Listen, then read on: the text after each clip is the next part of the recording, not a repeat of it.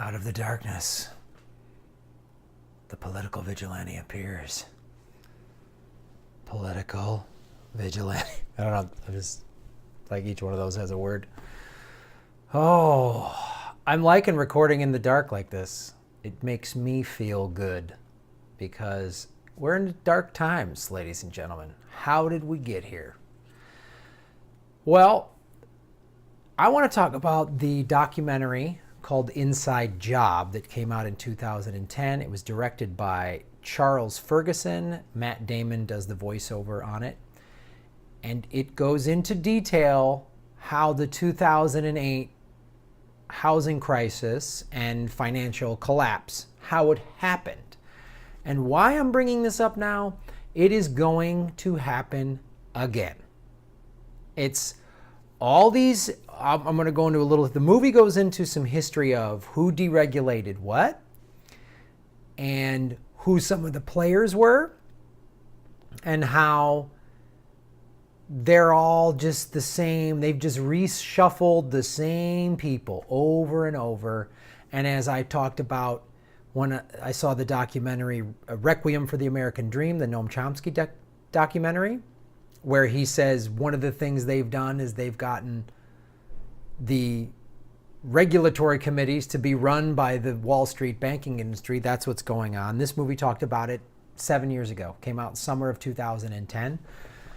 March of 2010 was when I foreclosed on my house. So thanks, dicks.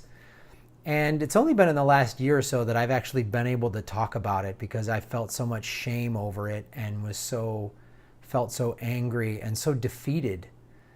And what Trump is doing, he just has taken all this shit that these assholes have been doing for decades, and he's just ramping it up. He's just not stopping, and he's throwing like racism on top of it. But the movie goes into, basically, it goes into, in 82, Reagan was the one that started really deregulating. And he deregulates the savings and loans. One of the ways he did that was, so savings and loans were basically like mom and pop banks.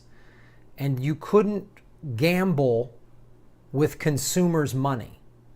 So what banks do is they'll have, let's say they'll have $1 million and then they'll loan out 3 million of that. And that's what's called a 3-to-1 leverage. So they said savings and loans were always about, no, you can't do that. You were just a bank. It was just a housing your money, and you would help regular people get loans and stuff like that. So in 82, Reagan deregulated the savings and loans so that they could then gamble with average Americans' money. And then you had people like Keating, right? Charles Keating was the big guy that got arrested during that. He hired Alan Greenspan. Is that a familiar name? He hired Alan Greenspan, who worked under Clinton and Bush.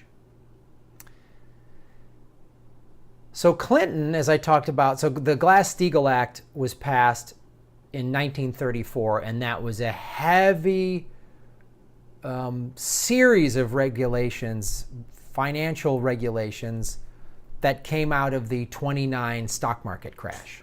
So the stock market crash happened because there was very little regulation. So Glass-Steagall was passed in 1934, and it was heavy, heavy regulation.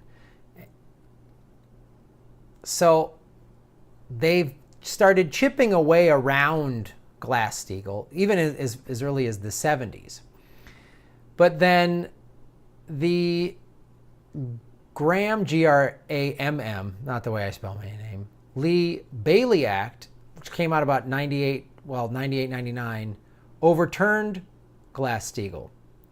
The reason this was done was Citibank wanted to merge with Travelers, and they then formed Citigroup, which is like, at the time, I don't know if this is still accurate, but at the time in 98, 99 was the largest financial organization on the face of the earth. That was not legal because of Glass-Steagall. It should not have happened. So they kind of did it anyway. And then Clinton passed this Gramm Lee Bailey Act that overturned Glass-Steagall, right? Robert Rubin was Clinton appointed by Clinton. Also, Larry Summers, you're going to hear that name again, and who became chairman of Citigroup, and he got, $26 million. Then Clinton made Robert Rubin the Treasury Secretary.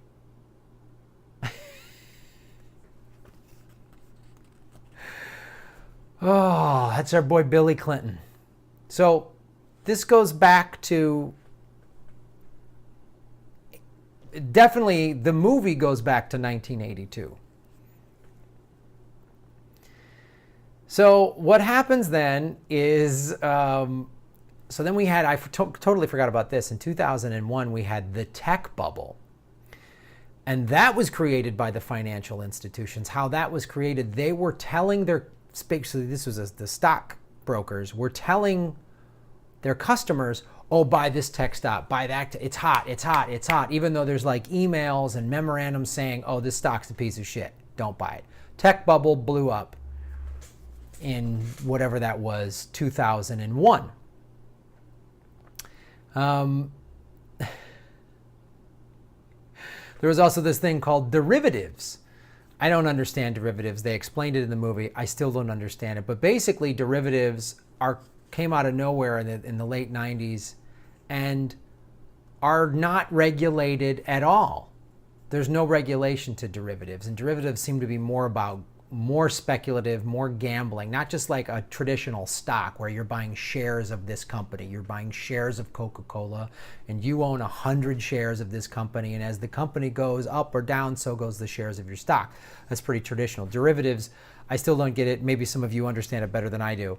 But what is key here is then they banned regulation of derivatives. So they created derivatives because there was no regulatory arm. And then there was nothing to regulate them because they were brand new. And then someone said, oh, well, we should regulate this.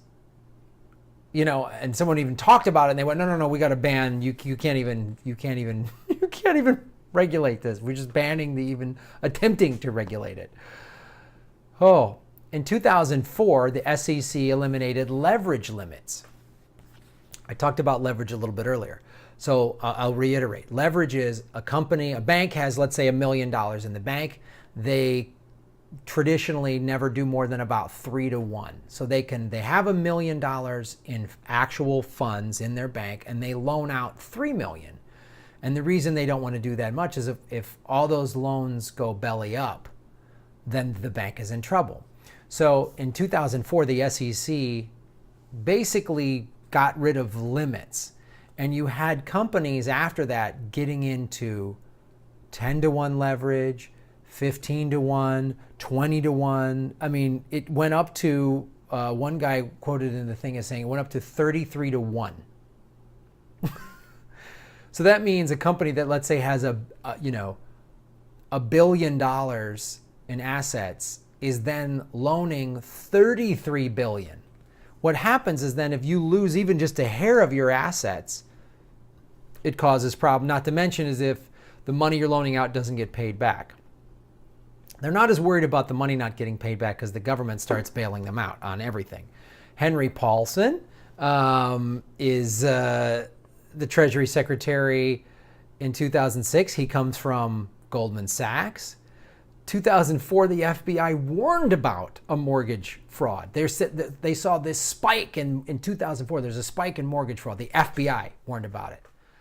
Not to mention all these other financial institutions and journalists all went, watch out, watch out, watch out. Paulson and Geithner, of course, Timmy Geithner, were hired under Bush. They then made banking fraud illegal. We've got more notes. I had to write this down. I had to pause the movie and write this stuff down because I was like, I've seen it before, but it's so dense, the material, that you have to like stop and like, wait, what?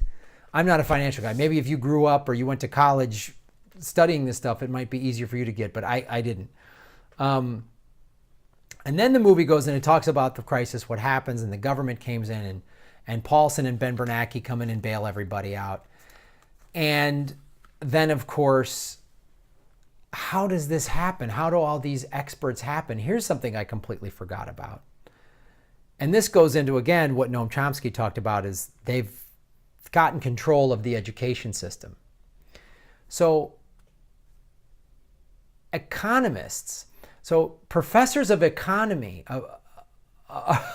of economic professors, I'm too like blown away and pissed off. Professors of economics are, most of them at all the major universities, Harvard, Brown, Columbia, UC Berkeley, all on down the line, UCLA, anywhere, any major university, Northwestern, University of Chicago, the economic professors are all getting consulting gigs for companies like Goldman Sachs and Morgan Stanley and MetLife and AEG. It's unbelievable. So they're teaching deregulation in the universities. They're teaching it all, regulation's bad. That's why you're hearing so much of it, because I'm watching the interviews with some of these people and they're such assholes. But I'm wondering, just on like a psychological level, do they know they're criminals? Like a guy that steals and he gets arrested. He goes, what do you, I didn't steal that TV. Yeah, I saw the footage. Oh, I don't know, the footage is wrong. He just knows he's busted, so he's just trying to double talk his way out of it. Doesn't want to admit anything. Or are they just so deluded and crazy that they honestly think what they're doing is okay? Like, I partially wonders that. Just like that scene in Spotlight where they interview that one priest who was like, well, of course I molested those boys, but it wasn't anything wrong or weird. Like, he was so mentally stunted, this adult priest, that he didn't see what he was doing was evil in molesting kids. And that's what it sounds like. These guys, I know we screwed over in the financial markets and the poorest people suffered the most, but there was profits to be made. I don't understand. Like, they just don't. And they all take their bonuses. Well, I mean, if you get away my bonus, I mean, how am I going to pay for my house in the Hamptons? I mean, this is the kind of government and regulation. This is the kind of liberal invasion. I mean, polo horses don't feed themselves. So they're now controlling the schools, the economic departments of schools. The AEG board member, Martin Feldstein, is a professor of economics at Harvard. He was a Reagan advisor. Glenn Hubbard, who was a Bush advisor, he was the one who wrote the tax cuts on capital gains and all that stuff. All those Bush era tax cuts benefited the top 1%. He's the dean of Columbia University, and he got $250,000 a year from MetLife. And you got to watch it. He's such a dick in this interview. When the director, I'm assuming, who's asking these, starts really doing pointed questions, he's like, he just gets weaselly. He starts out all like, well, golly gee, I don't know those numbers offhand. Like, they all play like, boy, I'm not sure. And then he's like, well, this interview's over. It goes on and on. Lawyer Tyson, blah, blah, blah, blah. So then Obama runs in 2008, he was Dr. Hope and Change. He was Hopey Changerman, Changey Hoperman. And then they show in the movie interviews of him saying, we got to regulate Wall Street. They've run amok. It's because of Bush and the Republicans and blah, blah, blah, blah, blah, blah, blah, blah, blah. So what does he do to reform it? Oh, he hires Geithner and Ben Bernanke and Larry Summers.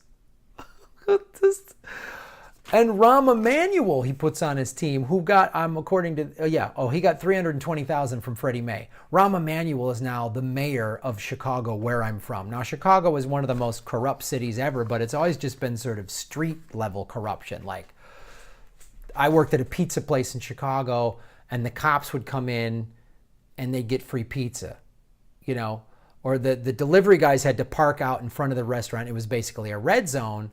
And every once in a while, the cops would write fake tickets just so their watch commander would see that they're writing parking tickets, and they'd come in and get free pizza. And I remember Chicago Towing would show up and say, some of those cars might have to get towed, and a couple pies. And hey, thanks, fellas. The health inspector would show up, and he'd get a pie with an envelope in it. Like, that's sort of the Chicago level corruption. So I don't know why Rahm Emanuel decided to go to that city unless he saw some great corporate corruption he can take care of. Like he can like, oh, I can gut this city too. This is, and the thing we all need to understand, had Hillary won, it would have been these same band of assholes. Goldman Sachs, I've said this before and I'll say it again, and this documentary confirms it.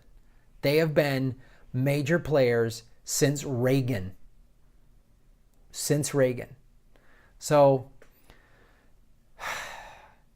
and it shows you, I've been talking in some other videos of how Trump is all about deregulation. He's all about putting a bunch of deregulators in all of his cabinet posts. But this was set up. It was set up by Reagan, upheld by the first Bush, really flourished under Clinton. Another reason I hate the fucking Clintons. Bill Clinton was the worst. He was a Republican. He was, again, it's the Democratic Party, man. Just fucking Goldman Sachs with a rainbow flag. That's all they are, you know? And more money for school lunches for low-income families while they're fucking everyone over. I mean, the money that happens in this, that you hear about in this movie, it's disgusting. And it also talks about how this country has become the inequity between the rich and poor. We have the largest disparity between rich and poor of any industrialized country. And it is the largest in the history of our country.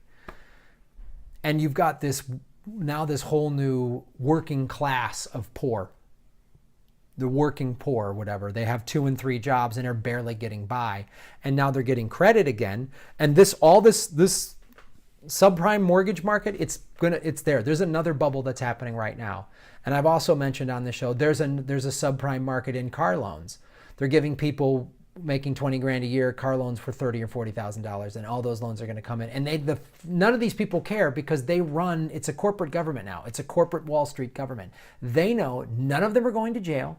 They'll pay some fines. They'll pay like, $100 million fine. See, that sounds a lot to me and you. That's a lot to big headline in a paper. But when a company is worth tens or hundreds of billions of dollars, that's like me fining you $10 when you make 100 grand a year. That's the equivalent of that. Maybe $50. Oh, 75 if you've really been bad. It's unbelievable. A black man is shot. An unarmed black man is shot on the street. Like all those Facebook videos and all that stuff we saw, all these unarmed black men getting shot. For what? Cop says, let me see your wallet. Okay, I'm reaching into my wallet as you told me to do. And the cop shoots him. These guys are getting shot, and these Wall Street, Goldman Sachs fucking assholes burn these fucking places down, man. Peaceful marches are nice, but they're going to keep fucking us. They're going to keep fucking us. And we need to do something about it. I'm so fucking tired of this shit. They fucked me. I'm in a 1-bedroom apartment. I'm not living on the street, but they're going to fuck all of us. And the Democrats, as it stands now, I don't look like they're going to save us either. Stay vigilant. God damn it.